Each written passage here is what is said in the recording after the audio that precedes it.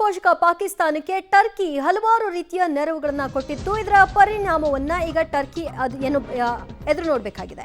ಭಾರತದ ಉಪಕಾರಕ್ಕೆ ಅಪಕಾರ ಬಗೆದಂತಹ ಟರ್ಕಿಗೆ ಈಗ ಪ್ರತ್ಯುತ್ತರವನ್ನ ಕೊಡೋದಕ್ಕೆ ಭಾರತೀಯರು ಕೂಡ ಸಜ್ಜಾಗಿದ್ದಾರೆ. ಬಾಯ್ಕಾಟ್ ಗಿರಿಕಿಯಲ್ಲಿ ಈಗ ಟರ್ಕಿ ಶಾಕ್ ಮೇಲೆ ಶಾಕ್ ಅನ್ನು ಅನುಭವಿಸ್ತಾ ಇದೆ. ಇಸ್ತಾಂಬುಲ್ ವಿವಿಯೊಂದಿಗೆ ಕಾನ್ಪುರ ವಿವಿ ಒಪ್ಪಂದ ಕೂಡ ರದ್ದು. ಟರ್ಕಿ ಬ್ಯಾನ್ ಅಭಿಯಾನ ಬೆನ್ನಲ್ಲೇ ಈ ಒಪ್ಪಂದವನ್ನ ರದ್ದುಗೊಳಿಸಲಾಗಿದೆ.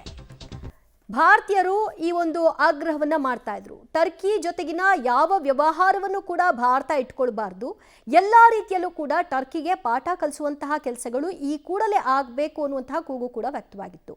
ಅದಕ್ಕೆ ಬದಲಾಗಿ ಹಲವಾರು ವ್ಯಾಪಾರಸ್ಥರು ಹಲವು ತೀರ್ಮಾನಗಳನ್ನು ತೆಗೆದುಕೊಂಡು ಸ್ವಯಂ ಪ್ರೇರಿತವಾಗಿ ಬಾಯ್ಕಾಟ್ ಮಾಡಲಿಕ್ಕೆ ಆರಂಭ ಕೂಡ ಮಾಡಿದ್ರು.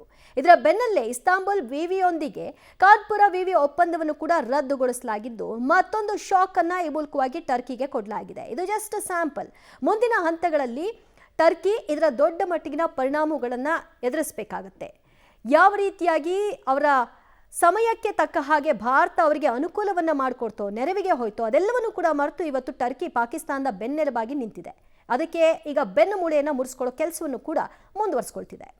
ಇನ್ನು ಪಾಕ್ ಬೆಂಬಲಿಸಿದ ದ್ರೋಹಿ ಟರ್ಕಿಗೆ ಮತ್ತೊಂದು ಆಘಾತ.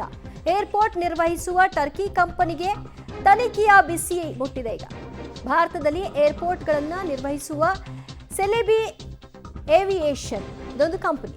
ಸೆಲಿಬಿ ಏವಿಯೇಷನ್ ವಿರುದ್ಧ ಭಾರತದಲ್ಲಿ ತನಿಖೆಗೆ ಈಗ ಕ್ರಮವನ್ನು ತೆಗೆದುಕೊಳ್ಳಲಾಗ್ತಾ ಇದ್ದು, ಗೋಲ್ಡ್ ಸ್ಮಗ್ಲಿಂಗ್ ಕೇಸ್ನಲ್ಲಿ ಇಬ್ಬರು ಸೆಲಿಬಿ ಸಿಬ್ಬಂದಿಗಳಿದ್ದಾರೆ ಅನ್ನುವಂತಹ ಆರೋಪ ಇದೆ. ಮುಂಬೈನ ಏರ್ಪೋರ್ಟ್ನಲ್ಲಿ 2.67 ಕೋಟಿ ಮೌಲ್ಯದ ಚಿನ್ನವನ್ನು ಸೀಸ್ ಮಾಡಲಾಗಿತ್ತು. ಈ ಕೇಸ್ನಲ್ಲಿ ಸೆಲಿಬಿ ಕಂಪನಿಯ ಇಬ್ಬರು ಸಿಬ್ಬಂದಿಯ ಬಂಧನವೂ ಕೂಡ ಆಗಿತ್ತು. ಇದೀಗ ಕಂಪನಿಯ ಹಣಕಾಸು ವ್ಯವಹಾರಕ್ಕೂ ಕೂಡ ತನಿಖೆಯ ಬಿಸಿ ಮುಟ್ಟಿಸುವ ಮೂಲಕವಾಗಿ ಟರ್ಕಿಗೆ ಮತ್ತೊಂದು ಶಾಕ್.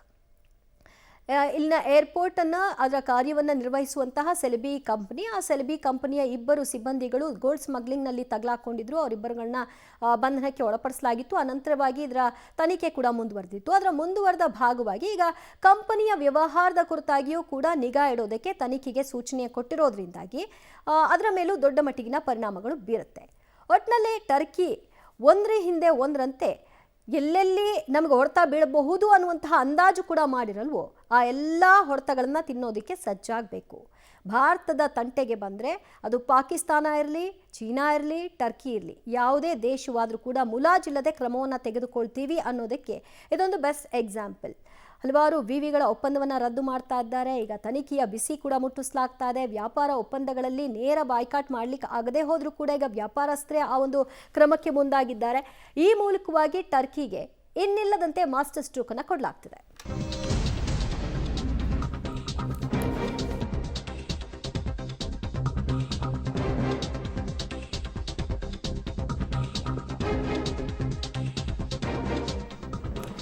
ಟ್ರಂಪ್ ಮಧ್ಯಸ್ಥಿಕೆಯಲ್ಲಿ ಕದನ ವಿರಾಮ ಹಿನ್ನೆಲೆಯಲ್ಲಿ ಈ ಬಗ್ಗೆ ಮೋದಿ ಈವರೆಗೂ ಎಲ್ಲಿಯೂ ಕೂಡ ಯಾವುದೇ ಹೇಳಿಕೆಯನ್ನ ಕೊಟ್ಟಿಲ್ಲ.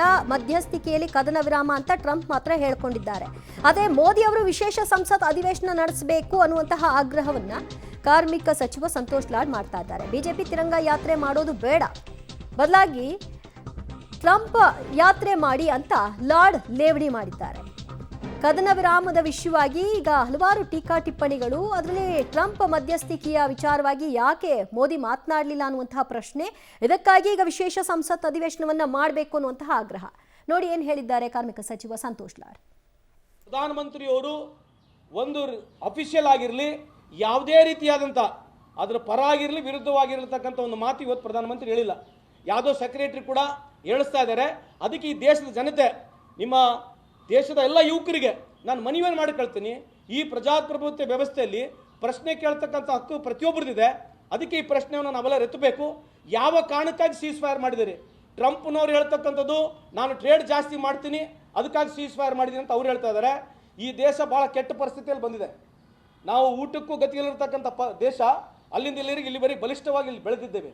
ನಮಗೇನು ಟ್ರೇಡ್ಗೋಸ್ಕರ ನಾವು ಪಾಕಿಸ್ತಾನ ಜೊತೆ ಬಯಲಾಟ್ರಲ್ ಅಗ್ರಿಮೆಂಟ್ ಆಗಿರಲಿ, ಅವ್ರ ಜೊತೆ ಯುದ್ಧಕ್ಕೆ ಹೋಗಬಾರ್ದಕ್ಕಂತ ಇಲ್ಲಿ ಕಾನೂನಿಲ್ಲ.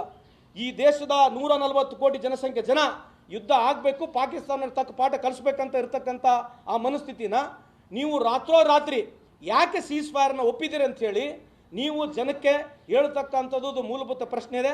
ಅದಕ್ಕೆ ಸೀಸ್ ಫೈರ್ ಯಾಕಾಯ್ತು ಅನ್ನೋದ್ರ ಬಗ್ಗೆ ನೇರವಾಗಿ ಹೇಳದೆ ಹೋದ್ರೂ ಕೂಡ ಆಪರೇಷನ್ ಸಿಂಧೂರ ಮುಗಿದು ಹೋಯ್ತು ಅಂತ ಎಲ್ಲೂ ಕೂಡ ಹೇಳಿಲ್ಲ. ಆಪರೇಷನ್ ಸಿಂಧೂರ ನಮ್ಮ ಉದ್ದೇಶ ಏನು, ಉಗ್ರರನ್ನ ಸಂಹಾರ ಮಾಡೋದು.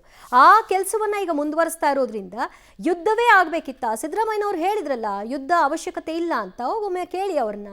ಈಗ ನೀವು ಅದೇ ಬೇಕು ಅಂತ ಬಯಸ್ತಾ ಇದ್ದೀರಲ್ಲ. ದೇಶ ತೆಗೆದುಕೊಳ್ಳುವಂತಹ ತೀರ್ಮಾನಕ್ಕೆಲ್ಲವೂ ಕೂಡ ಪ್ರಶ್ನೆ ಆಗಬೇಕು ಅನ್ನುವಂತಹ ಮನಸ್ಥಿತಿ ಇದ್ರೆ ಏನು ಮಾಡೋಕ್ಕಾಗಲ್ಲ.